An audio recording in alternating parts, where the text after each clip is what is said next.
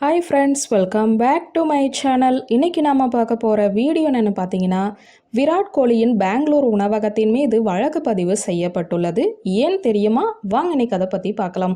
இந்திய அதிரடி கிரிக்கெட் வீரர் விராட் கோலி பற்றி யாரும் தனியாக அறிமுகம் செய்ய வேண்டிய அவசியம் இல்லை. பல ஆண்டுகளாக இந்திய கிரிக்கெட்டின் அடையாளமாக இருந்து வரும் விராட் கோலி சமீபத்தில் உலகக்கோப்பையில் கூட சிறப்பான ஆட்டத்தை வெளிப்படுத்தினார். கிரிக்கெட் வீரர் விராட் கோலி அவரது விளையாட்டு திறமைக்கு மட்டுமல்ல, வணிக திறனுக்கும் பெயர் பெற்றவர். உணவகம் உட்பட பல வியாபாரங்களை அவர் செய்து வருகிறார்.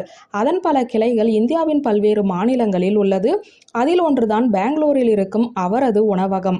பெங்களூரின் 18 கம்யூன் உணவகம், அதாவது அனுமதிக்கப்பட்ட நேரத்தை தாண்டி செயல்பட்டதாக குற்றம் சாட்டப்பட்டு பெங்களூர் கப்பன் பார்க் காவல் நிலையத்தில் எஃப்ஐஆர் பதிவு செய்யப்பட்டுள்ளது. இதனால் 18 கம்யூன் என்ற உணவக சங்கிலியின் பெருமைக்குரிய உரிமையாளரான விராட் கோலியின் பெயர் செய்திகளில் அடிபடுகிறது. முதல் தகவல் அறிக்கையில் குறிப்பிட்டுள்ளபடி, ரத்னம் வளாகத்தின் மேல் தளத்தில் உள்ள பப் நள்ளிரவு 1 மணிக்கு பிறகும் சத்தம் போட்டு கொண்டிருப்பதை கப்பன் பார்க் போலீசார் முதலில் கவனித்தனர். ரோந்து பணியில் ஈடுபட்டிருந்த அதிகார பகுதியின் சப் இன்ஸ்பெக்டர்கள் அதிகாலை 1 மணிக்கு பிறகு நிறுவனத்திற்கு சென்றபோது அனுமதிக்கப்பட்ட நேரத்திற்கு பிறகும் வாடிக்கையாளர்களுக்கு சேவைகள் வழங்கப்படுவதை நேரடியாகவே பார்த்தார்கள். சோதனையின் போது ஜூலை 6ஆம் தேதி மூடப்படும் நேரத்தை தாண்டி அதிகாலை 1:20 மணியளவில் பப் வாடிக்கையாளர்களுக்கு சேவை செய்வது கண்டுபிடிக்கப்பட்டது. மூடும் நேரத்திற்கு அப்பால் வாடிக்கையாளர்களுக்கு சேவை செய்ததற்காக இதே போல வேறு 3 பப்களிலுமே இதே போன்ற நடவடிக்கையுமே எடுக்கப்பட்டது.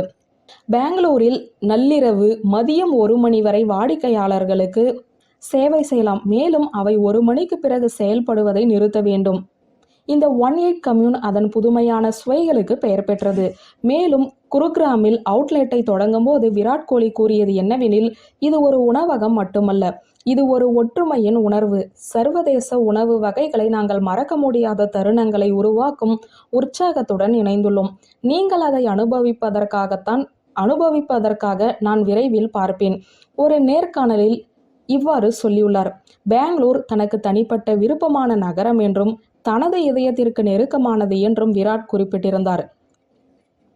விராட் டெல்லியின் உணவு வகைகளை மிகவும் விரும்பும் உணவு பிரியர் என்பது நாம் அனைவரும் அறிந்ததே. ஆனால் அவரால் சாப்பிட முடியாத உணவு ஒன்று இருக்கிறது. அது கரேலா. 18 கம்யூன் பெங்களூரு தொடங்கப்பட்ட நேரத்தில் அவர் ஒரு பேட்டியில் இதை கூறியிருந்தார். இவர் இனிப்பு உணவுகள் மீது அலாதி பிரியம் கொண்டவர். தென்னாப்பிரிக்காவின் பிரபலமான மால்வா புட்டிங் இனிப்பு வகையை அவர் விரும்புகிறார். கேரமலைஸ் செய்யப்பட்ட வெளிப்புறம் மற்றும் பஞ்சு போன்ற உட்புறத்துடன் கூடிய சுவையான இனிப்பு உணவு இது. இந்த உணவில் வெண்ணெய் சுவை நிறைந்துள்ளது. இவர் ஒரு கிரீன் டீ பிரியர். அவர் தனது வளர்ச்சிதை மாற்றத்தை அதிகரிக்கவும் சுறுசுறுப்பாகவும் இருக்க ஒரு நாளைக்கு விராட் கோலியின் உணவகத்தின் மீது காவல்துறை வழக்கு பதிவு செய்திருப்பது சட்டத்திற்கு முன் அனைவரும் சமம் என்ற கருத்தை மீண்டும் நிலைநாட்டியுள்ளது. இது குறித்த விவாதங்கள் சமூக வலைதளங்களில் சூடு பிடிக்க தொடங்கியுள்ளன. வியூவர்ஸ், இந்த வீடியோ உங்களுக்கு பிடித்திருந்தால் லைக், கமெண்ட், ஷேர் பண்ணுங்க. நன்றி.